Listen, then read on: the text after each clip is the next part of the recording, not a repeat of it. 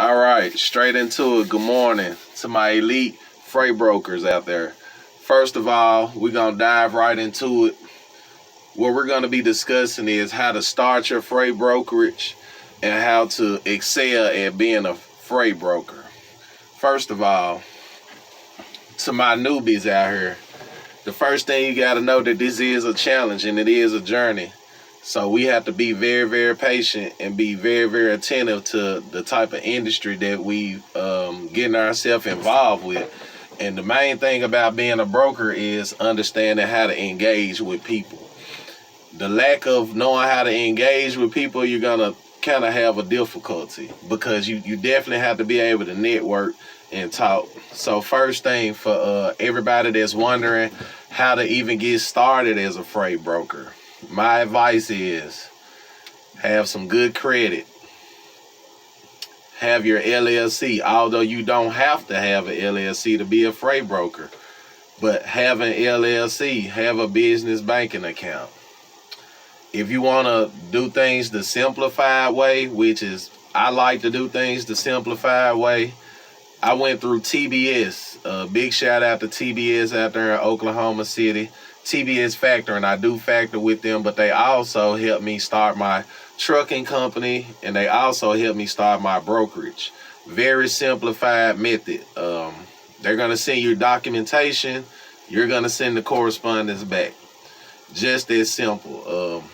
If you ever try to get on the FMCSA website and try to do the DOT authority yourself, or whichever type of authority you're trying to do, whether it's a transportation, broker authority, freight forwarder authority, it's gonna be difficult. I'm just gonna be honest with you. It seems like their website gets a lot of traffic. So like I said, to keep things simple and not even worrying about any of the variables, go to TBS. Or if I knew another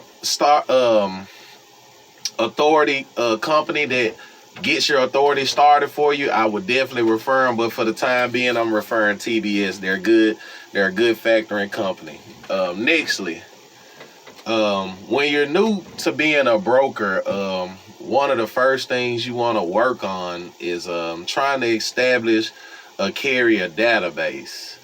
And with doing that, there's a number of ways you can do it. You can go on the FMCSA website and do it through the directory. But one of the easier ways, a lot of people use DAT. You can go to the DAT directory and you can type in any letter you want to, A to B, but just make sure you filter for active authorities. Any letter you want from A to B, you can find any carrier you wanna. You can find out all their information. It's all right there. And but one of the easier ways to do it is, if you do, in the event that you did have some loads to post, and already people are not going to be set up with you, so they got to get set up. So that's the first thing. If you do start off with putting a load out there, which is I'm sure you probably won't, but if you were able to put a load out there and you got some volume coming in of calls, I would definitely get those guys set up on a data carrier base, because one thing about it, everybody is not going to be able to get that load, but you're going to constantly get this flux of calls. So in the meantime, while you're getting that flux of calls, you could be saving these people. Get them set up, get all the information, get them saved to whatever TMS if you're using. If you're not using TMS, hard file, which is hard files are still good to this day.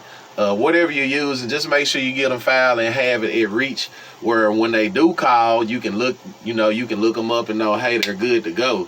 And that's one way. The next way is actually going through the directory and going through and calling them one by one, which is, I call that hard calling carriers, which is, it does work.